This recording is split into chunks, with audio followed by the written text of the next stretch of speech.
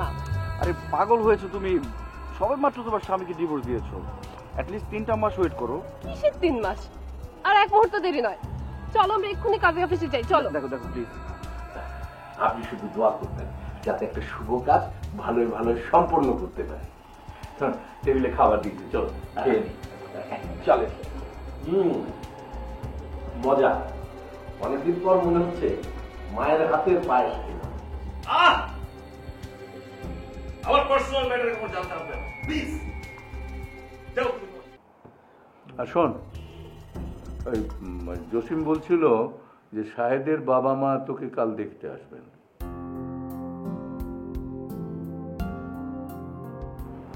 তাই? সকালে আসবে নাকি দুপুরে? আমি তো দুপুরে বলে দিয়েছি। কিন্তু বুয়া তো ছুটিতে, তো রান্না বান্না কিভাবে করবো? ও তুই ভাবিস না, আমি ব্যবস্থা করবো।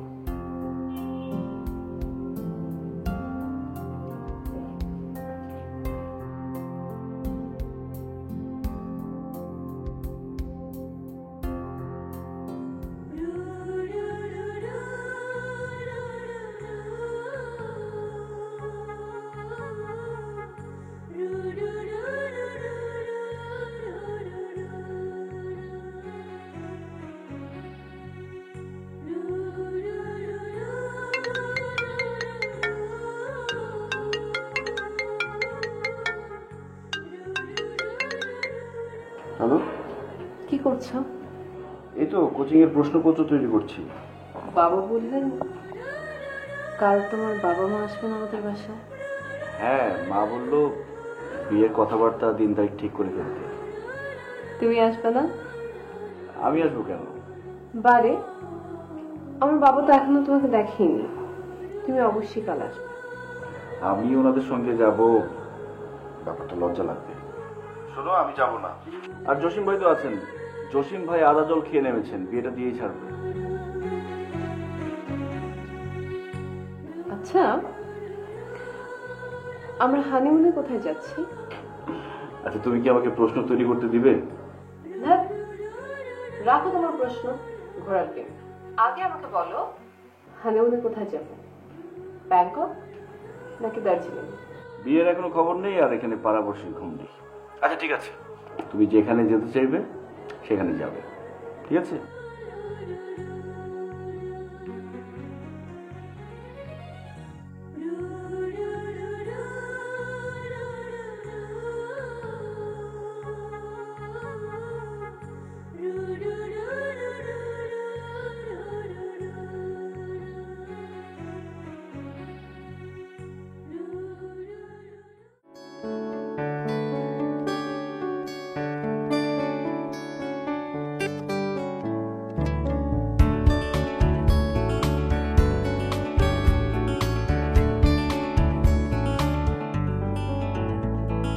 মেঘ জমেছে আমার মনে, বৃষ্টি হয়ে ঝরবে।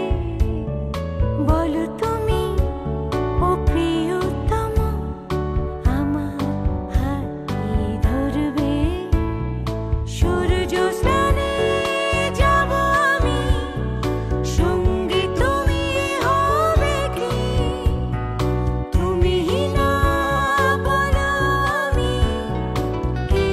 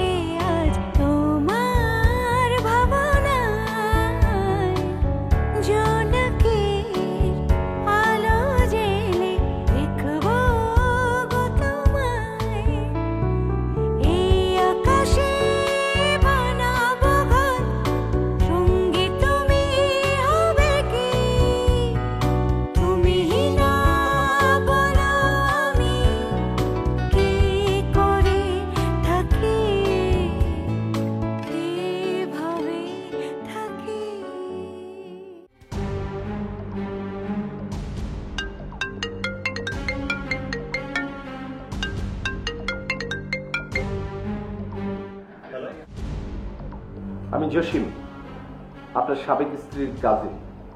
জি বলুন। ডিভোর্সি স্ত্রীকে ফোন দিয়ে ডিস্টার্ব করে অনেক মজা পান, তাই না? নো, আমি তো কাউকে ফোন টোন দেইনি। আপনার কল রেকর্ড অলরেডি পুলিশের হাতে চলে গেছে। আপনি কি আমাকে ভয় দেখাচ্ছেন? আপনি জানেন আমি কে? I don't care who the hell you are. আপনার মতো বড় বড় সন্ত্রাসী আইনের পদতলে এসে কুকুরের মতো লেজ গুটিয়ে বসে থাকে শুধু বাঁচার জন্য। ডিআইজি বজলুল হুদা আমার দুলাভাই। আমাদের শালা দুলাভের কেমিস্ট্রিটা অনেক মজা। আশা করি আপনি আমার কথার শানে নজরুল বুঝে গেছেন।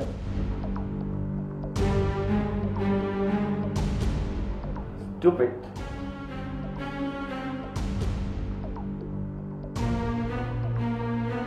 আচ্ছা, এই বজলুলহুদা আমার বড় বন্ধু। আর উনি হচ্ছেন আমার আত্মীয়। আমি চাইবো বিষয়টি আপনি নিজে দেখভাল করেন।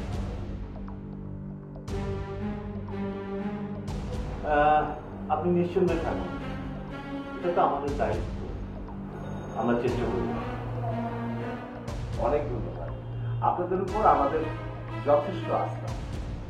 তারপরও আপনাকে আমি রিকোয়েস্ট করব, বিষয়টা যত দ্রুত হবে তত আমাদের জন্য মঙ্গলজনক। অনেক ধন্যবাদ।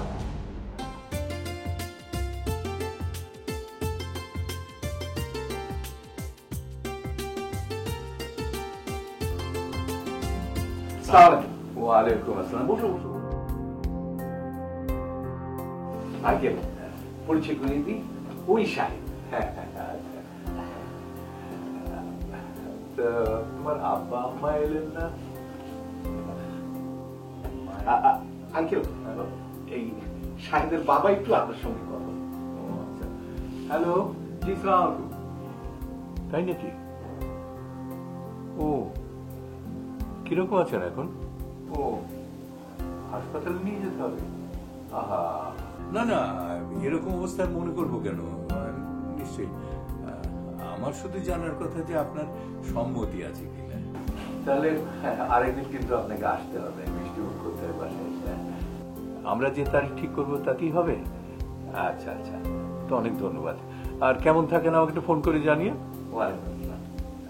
হ্যাঁ, ওর আব্বা ফোন করেছিলেন? হ্যাঁ, সবই তো শুনলেন। ওর মা হঠাৎ করে অসুস্থ হয়ে পড়াতে দুজনের কেউই আসতে পারলেন না। আমাকে বললেন সব দায়িত্ব তোমার। আপনি মুরব্বী মানুষ, আপনি বলেন না তারিখটা কোনটা হলে ভালো হয়? শুক্রবার হলেই তো ভালো হয়, কারণ সবারই ছুটি টুটি থাকে। আজ তো বৃহস্পতিবার। না না, কালকে কি করে সম্ভব? কাল তো সম্ভব না। হ্যাঁ, পরের শুক্রবার তো 19 তারিখ। আমাদের দিক থেকে কোনো অসুবিধা নেই তো। তা ঠিক আছে, তোমার আব্বা যদি 19 তারিখে রাজি থাকেন তাহলে 19 তারিখে। আচ্ছা ঠিক আছে, তাহলে আমি শাহেদের বাবা মার সাথে কথা বলে আপনাকে ওভার টেলিফোন জানিয়ে দেবো যে কোন শুক্রবারটা আমরা নির্ধারণ করব। সূচনাকে ও হ্যাঁ হ্যাঁ, আচ্ছা আচ্ছা, আমি নিয়ে আসছি।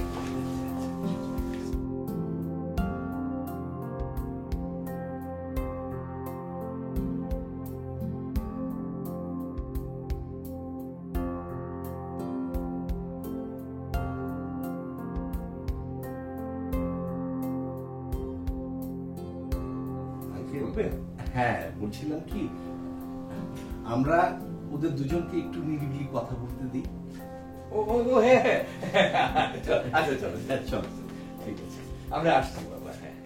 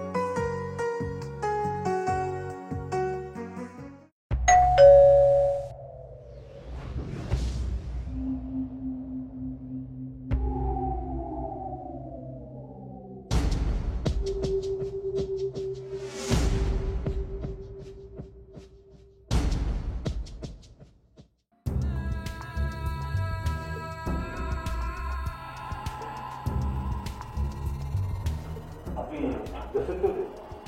জি।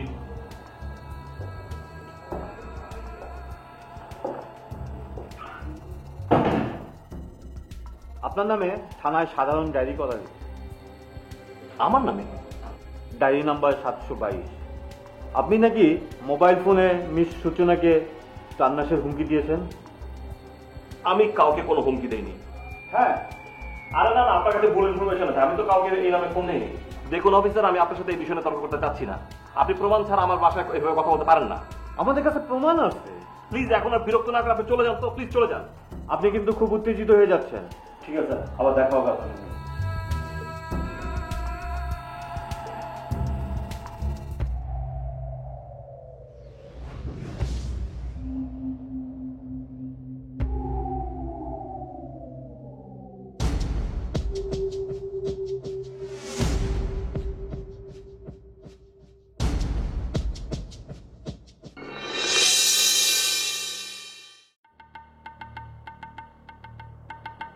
সুমনা,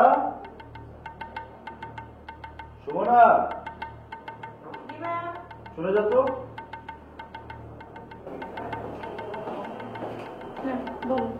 বস, তোর সাথে একটু কথা আছে। বসবো, কিন্তু আমি তো অফিসে যাওয়ার জন্য রেডি হচ্ছিলাম, একটু তাড়া আছে। আচ্ছা ঠিক আছে, অফিসে যাবি, কিন্তু কথাটা শুনে যা। আচ্ছা ঠিক আছে, বলো।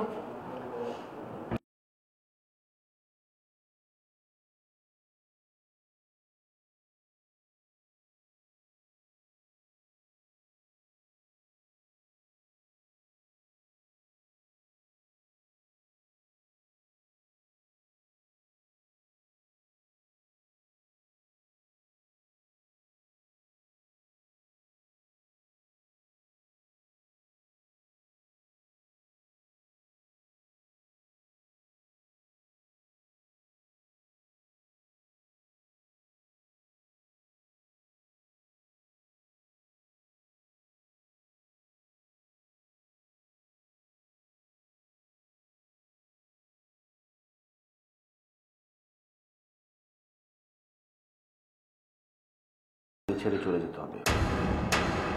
এখন ভেবে দেখ তুই কোনটা করবি। আমি কয়েকটা দিন শুনে সাহেব, সাহেব, বাবা, তোর বাবা জিজ্ঞেস করছিল বিয়ের শাদীর খরচ কিভাবে কি করবি। মা, এটা তো জসিম ভাইয়ের দায়িত্ব। শোন, তারপরেও বিয়ের একটা প্রস্তুতি আছে না। তোর বাবার কাছে তো টাকা নেই, তোর বড় মামার কাছ থেকে লাখখানেক টাকা এনে দেই, বিয়ের কাজটা সেরে ফেলবি। না মা, টাকার জন্য আমরা কেন শুধু শুধু বড় মামার কাছে ছোট হতে যাব? ওইটা তো আমার বাবার সম্পত্তির ভাগের টাকা। আর আমার গয়নাগুলি আছে না, ওইগুলি ভেঙ্গে বৌমার জন্য গলার হার, কানের দুল, হাতের বালা এগুলি বানিয়ে ফেল। ঠিক আছে মা, ভেবে দেখি। আগামীকাল একটি অপারেশনে তোমরা দুজন অ্যাটেন্ড করবে। আমার কিছু ফলোয়ার্স তোমাদেরকে গাইড করবে। বস, একটা কথা, আসলে আমার ফ্যামিলি থেকে অনেক চাপ দিচ্ছে। আমি আপনার সাথে মনে হয় না আর বেশি দিন কাজ করতে পারবো। এই লাইনে যে একবার পা বাড়ায় সে কখনোই ফিরে যেতে পারে না। বস, আমি আসলে অনেক দুঃখী একটা মেয়ে। আমার স্বামী, সংসার কিছুই নেই, একটা মাত্র মেয়ে আছে। আমি আমার মেয়েকে নিয়ে ভালো থাকতে চাই।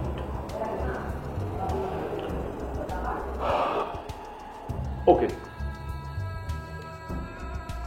এই অপারেশনটা শেষ করে তোমার মুক্তি।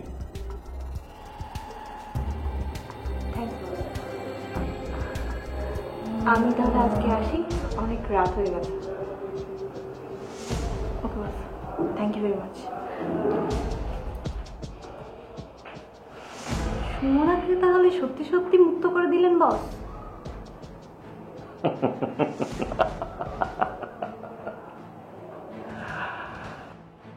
কারো গলায় যদি ফাঁসির দড়ি লেগে যায় তার পরিণতি সবসময় হয় মৃত্যু।